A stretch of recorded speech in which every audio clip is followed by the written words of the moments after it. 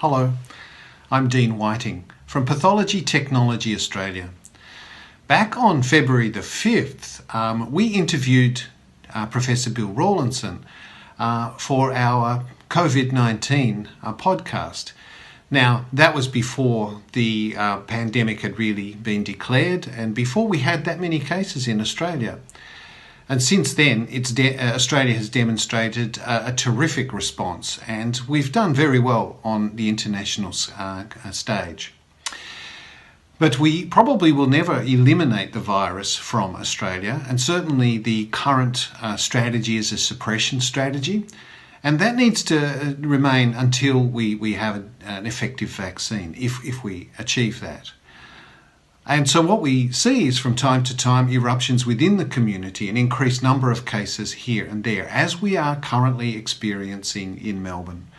So we thought it was good to go back to revisit the podcast with Bill Rawlinson, Professor Bill Rawlinson, because there are still some very key and important messages within that podcast. So here is some edited highlights of that podcast. I hope you find them informative. Bye for now. It's clearly serious, and we read each day that the number of cases is increasing, and even with potentially the lowish death rate, if we have enough people being infected, then that becomes the death rate becomes significant. So tell me, what are some of the challenges in detecting the virus, both clinically and maybe in the lab? So things that have happened, and of course we're learning as we go, are that we've had people who have had pre-symptomatic disease. We originally believed that they were not infectious on the basis of some early epidemiology, but later epidemiology shows that it's very likely that people are infectious prior to developing symptoms. What that means is that there's a pool of people who are at risk. We believe the incubation period is usually around 4 days, but up to 14 days. So people who have acquired the infection, no symptoms, and they can pass it on.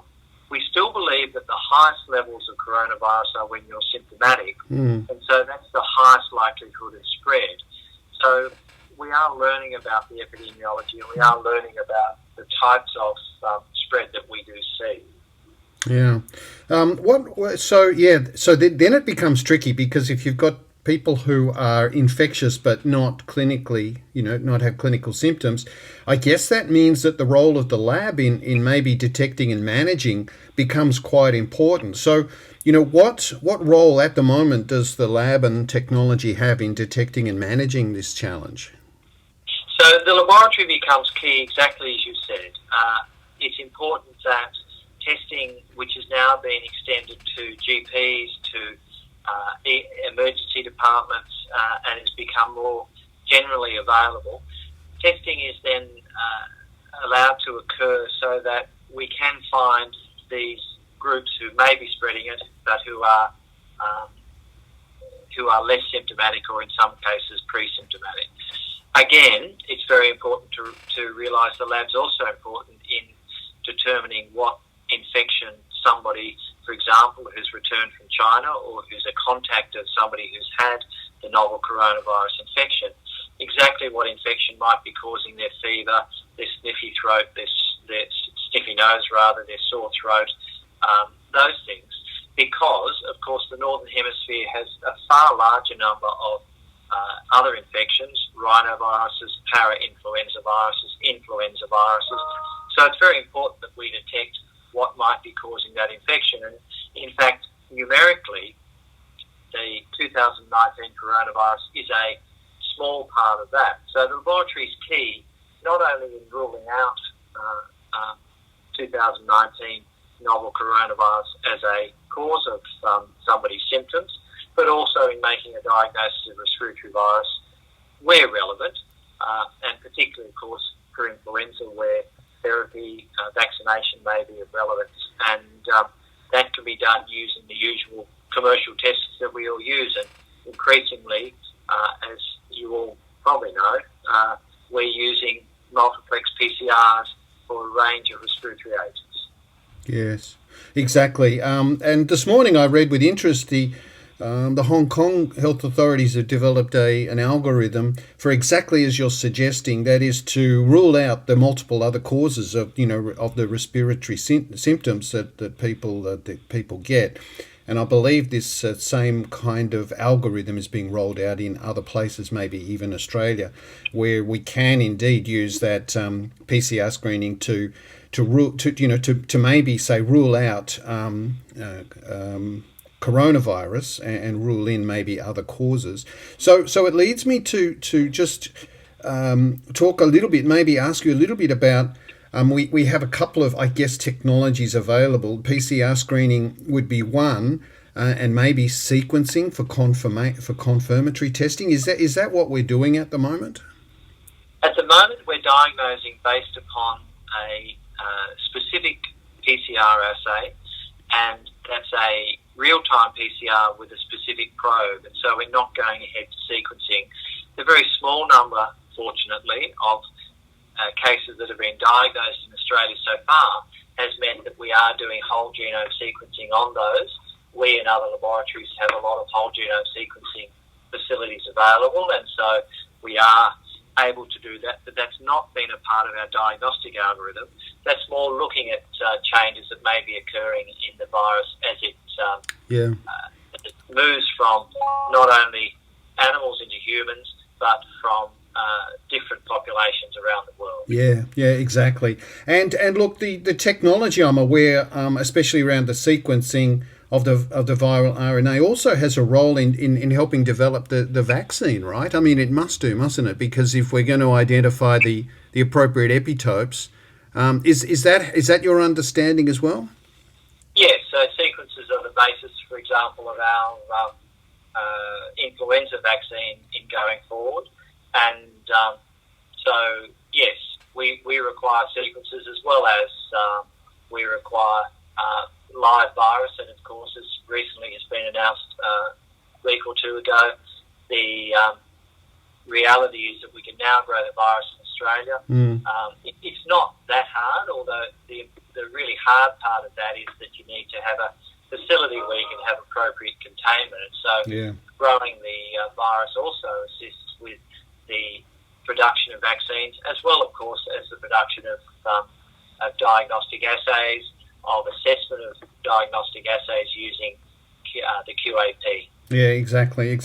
In fact, we have an Australian company that has got a very interesting way of solving this analytical problem, and they're looking for some reference material as we speak. So I'm talking to the health department about that, if we can get some to prove up their interesting approach to this. And with that in mind, Pathology Technology Australia is working very closely with the health department, with the TGA.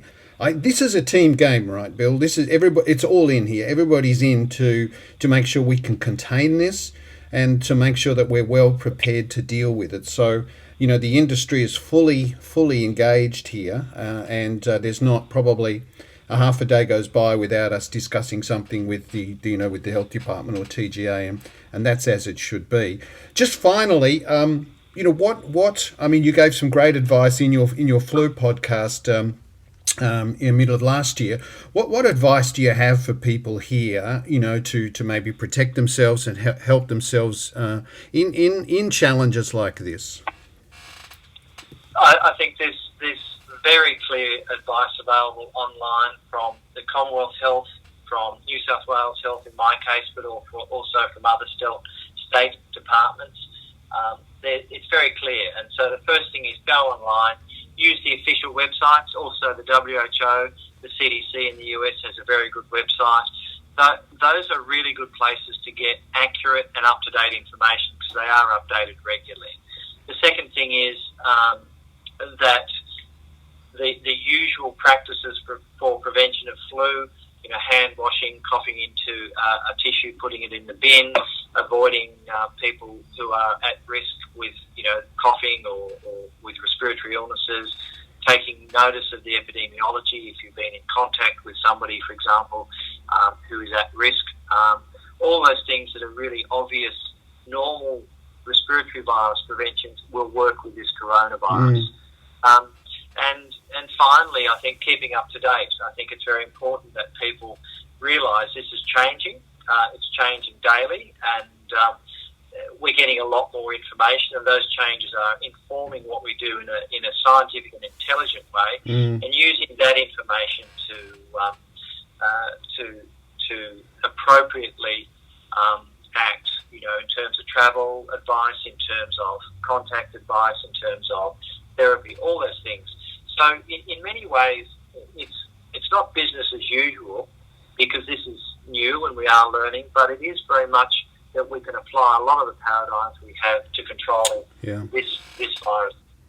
And that's it. And you know, I think from you know my perspective, the reason that you know the technology companies can move so fast is because in Australia we have a well-funded, vibrant laboratory technology industry. So and also, I mean, the importance of getting your information from from accredited authorities rather than from Uncle Joe down the street on Twitter, which might not be exactly accurate. So Bill, thank you so much. I know your time is absolutely crunched at the moment, so we appreciate it very much, and thank you very much. And to everybody out there, I hope you learn a lot from this podcast, and we look forward to bringing you more in this series very soon. Thank you for listening to this edition of It's in Our Blood. Look out for further topics in this series, or go to pathologytechnology.org.au. This podcast is produced by London Agency, Melbourne, Australia.